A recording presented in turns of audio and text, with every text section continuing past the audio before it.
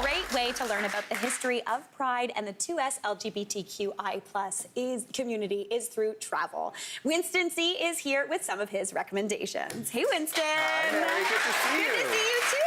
Oh, my gosh. Okay, so you are so good at telling me how to travel. So let's start off first with a couple of key tips that you have for the community. Well, absolutely. I think travel is such an interesting way to learn for the entire family. Yeah. And on Pride Month, there's some really amazing historic locations that you can really learn about how the community has become this amazing celebratory community that it is today. Yeah. Because there are some trailblazers who really had to pave the way so that we can be positive today. Yeah, totally. That's a huge, huge thing. So what are some of those tips before you actually hit the road that you want to cover? Absolutely. So when it comes to traveling in a different country, we know that depending on the country you're in, there are going to be different rules. Yeah. So first of all, look at the different rights around the world.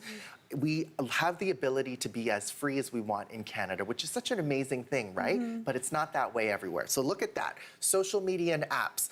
Unfortunately, there are apps where sometimes they could be traps for danger. So you want to make sure that you go through your phone and just make sure that you're safe before you go.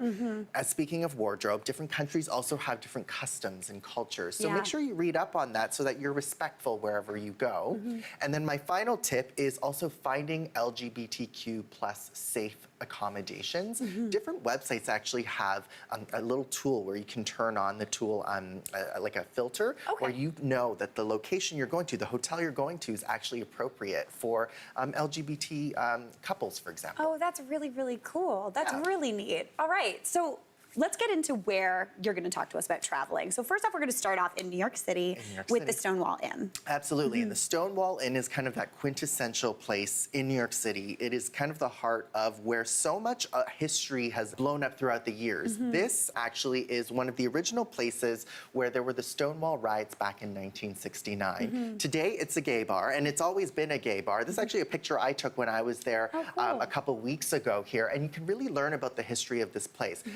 Back in 1969, this was a place where there were riots. You can see it wasn't always such a positive place. And this was kind of the epicenter of where this uprising came from. And to this day, it is a place where you can find amazing performances and you can go and have a drink. And it's actually a place where a lot of allies now go to really learn about LGBTQ history. So when you go there today, you can actually be outside, take a look at the vibrant lights, and really feel the history. If the walls could speak, you'd hear so many different stories. Yeah, that is so cool. I love that. Now, we're going to move into Canada now, starting off with Davie Street Village in Vancouver. Absolutely. Yeah. And what's really nice about a lot of Canadian cities is there's always a village where you know, the community can come together. And that in Vancouver is Davie Street. Davie Street is fantastic because back in the 70s, they actually would start the parade in Davie Street all the way down to the beach. And it's super vibrant. You can see the crosswalks there. There are lots of great bars. During Pride Month in August there, you're actually able to walk down and really feel that sense of community.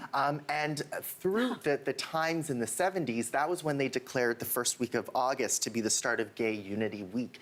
So in Vancouver, there's a super vibrant community, which is really nice. And that parade, what I really like about it is it's really grassroots and community. And that's what that's all about. That is so cool. Now here in Toronto, we have the 519 Community Centre. Tell me a little bit about that. So the 519 Community Centre is really also like the epicenter of where everything happens during Pride, but not just during Pride, but all year round. The 519 is a community center. You can see that some beautiful murals there. It actually is right in front of Cawthra Square Park, which is where a lot of the celebrations happen. It's a huge open outdoor space.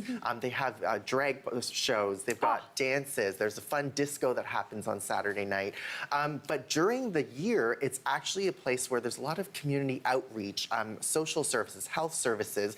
You know, if you need to find housing, you'll have people there as well, which is really nice. And it is the place where, over the years, it has become a really safe space for the 2S LGBTQ community to come together, but not just be together, but also learn about how Toronto's village became. And that has always been that safe space, and it gets a lot of funding, and that funding goes all year round, and they do such such amazing work. That's amazing, because like you said, it's not just about Pride Month, it's all year round showing your pride. And that's what it is. Yeah. And I have so many friends who are allies who volunteer at this space. Mm-hmm. And during Pride, they also know how to have a really good time.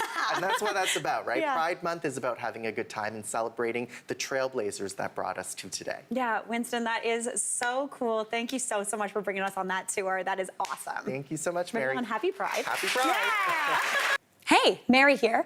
What did you think? Drop your comments below, and don't forget to like and subscribe for more of the good stuff.